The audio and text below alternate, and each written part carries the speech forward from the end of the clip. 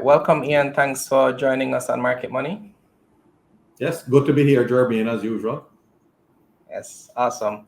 So let's start by just sharing a bit on last year, last FY. You just had your annual general meeting. How would you describe the 2023 financial year for 138? Yeah, I would say 2023 was an interesting year, a bit of a mixed bag for us. I think, first of all, on the positives, we built on the years coming out of COVID. 2023 was another record performance year for 138. I believe the management team is very focused on continuing to build on the efficiencies. We've seen that translated through into the numbers. Of course, I do believe that we have some challenges and potential headwinds in terms of increased costs for the new year. So that's something we'll have to bear in mind. But again, for 2023, good results, very good operations, good occupancies, continued good relationship with the students, good relationships as far as the university is concerned, University of West Indies and the leadership there, which I think is important for 138. On the challenge side, clearly was, the struggle that we encountered in relation to our APO. We knew it was a difficult market. We were not able to raise the amount of funds that we originally wanted to raise.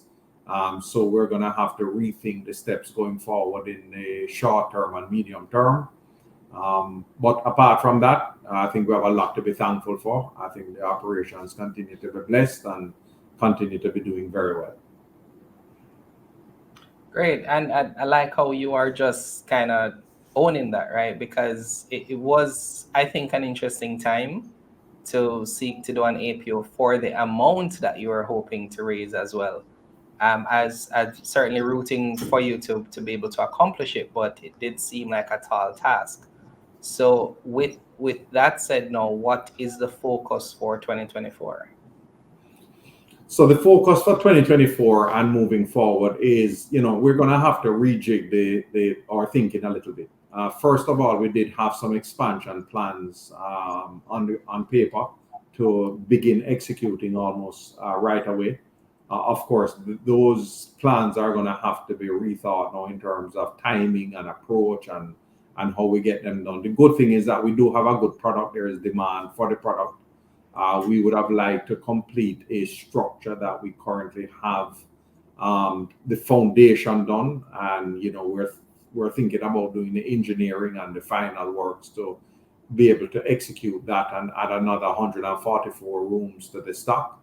But we're going to have to put those plans on immediate hold. I think for 2024, the focus is going to be just continuing to run a good operation. We have some costs, which are cost increases, which are really coming our way. I think we're going to have to, in the immediate term, just think about some strategies how we can, even if we're not able to address it in the financial year 2024, I think we have to set our hand in the year so that by the time we get to the new year starting in September, which is only maybe about 6 months or so away, that we have kind of set the platform to be able to mitigate those cost increases and continue to produce good results. It's important that we keep our note holders and other folks who we have obligations to, that we are able to meet those obligations without much of an issue. And once we're able to get those done, we're going to definitely then have to rethink the medium-term plan in terms of what the capital structure looks like. We'll have to look and see what the environment is doing, whether it's an opportunity to go back into the debt market or opportunity to go back in the equity market. But we do have to rejig the equity structure and the tenor of some of these obligations that we have. Apart from that, it's really about just holding a good tight ship, continuing to provide a good product, and keeping really focused on the things that are important to us. Okay. Do you think, if you were to say, regarding the APO, do you think it was just simply a matter of timing? Let's say it was maybe a year earlier, a year later. Do you think that would have just completely changed the outcome? Maybe not completely change, but clearly timing is everything. With interest rates being so high now, it was a difficult environment. But the fact of the matter is that I don't think we had much choice, Jermaine, in this particular instance, because we do have some upcoming maturities, particularly in this current year, 2024. We don't have to worry about meeting those obligations. No, we have the funding in place to be able to meet those obligations. Where we do have the shortfall are to do the other things that we wanted to do. So we've kind of checked one box. But when you think about being successful in terms of capital market raise, whether APO or otherwise, I think there are a number of important things that come into the picture. One is that what the story of 138 and what I would say the underlining fundamentals are probably not fully understood by the market.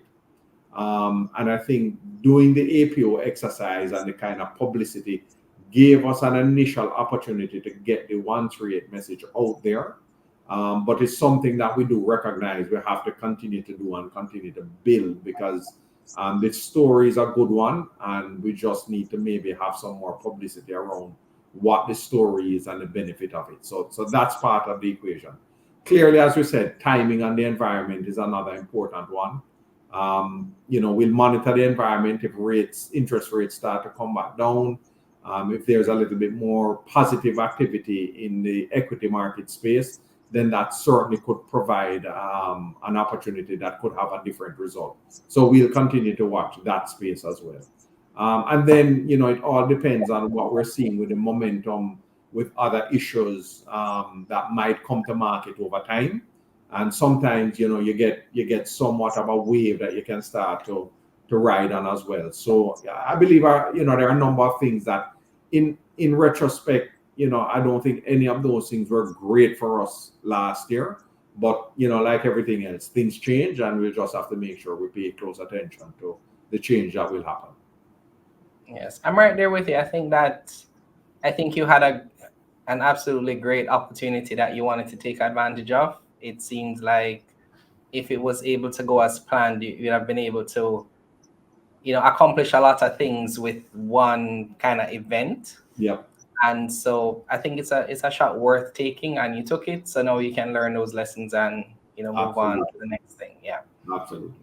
So one of the things that you mentioned as a part of the APO exercise was you painted a picture or told a story of this move or a shift to paying dividends. And one of the things that I wondered, and I'm hoping that you can help me to understand, do you think in light of now where you are, does it make sense to try and continue that trend of paying a dividend?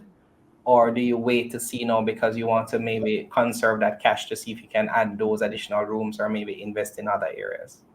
Yeah, dividends, let me tell you. First of all, I think we are fully committed to paying dividends to our shareholders. I think our shareholders have been very clear. The company is now 7 years old or so. We were able to pay a dividend last year.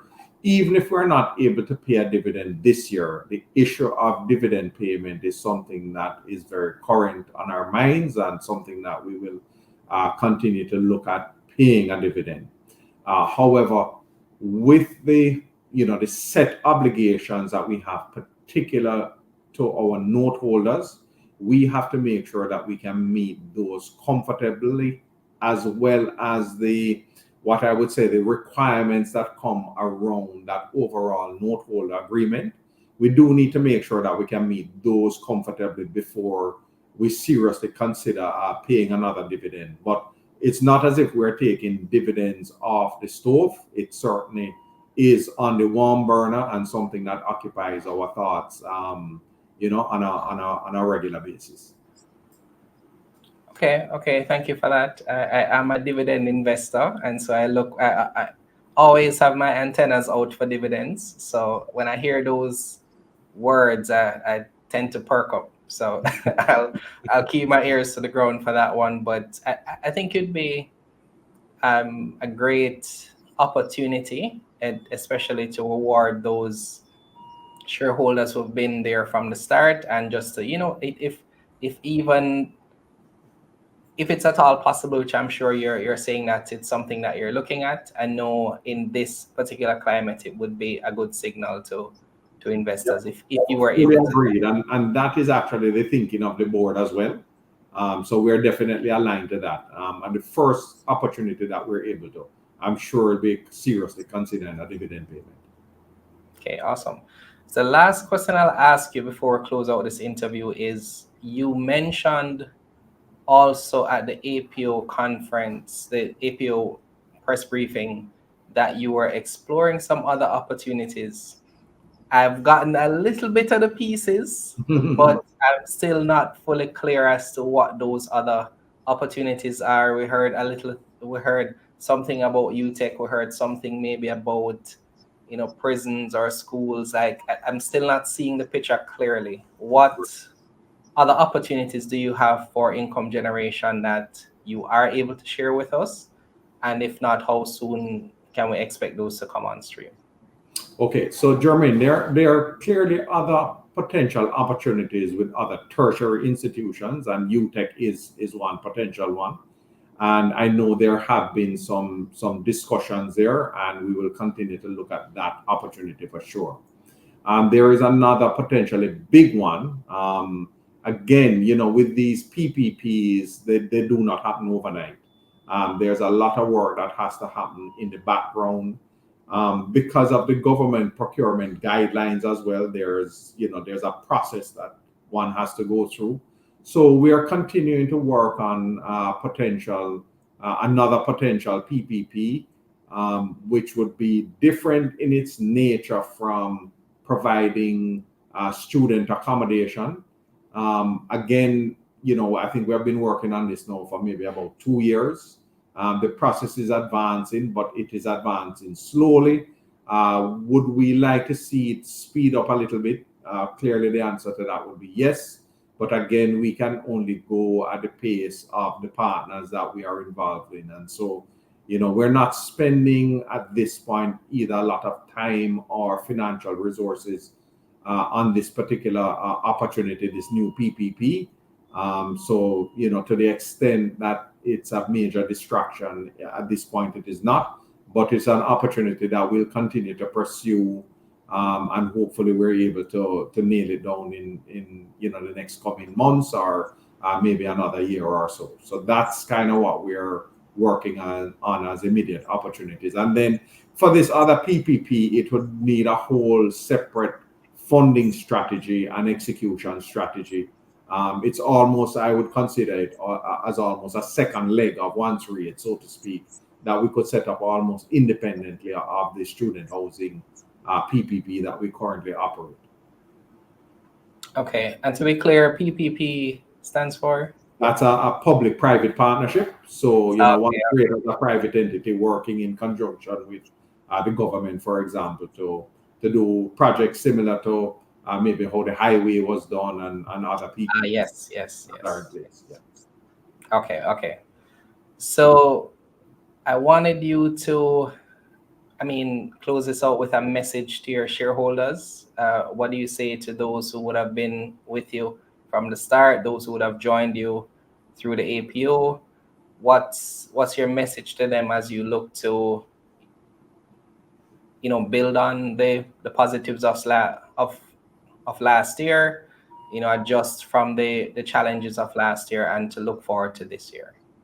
So first of all, just want to express gratitude for the support that our shareholders have given over time, whether they have been from the start or folks who have recently come on stream.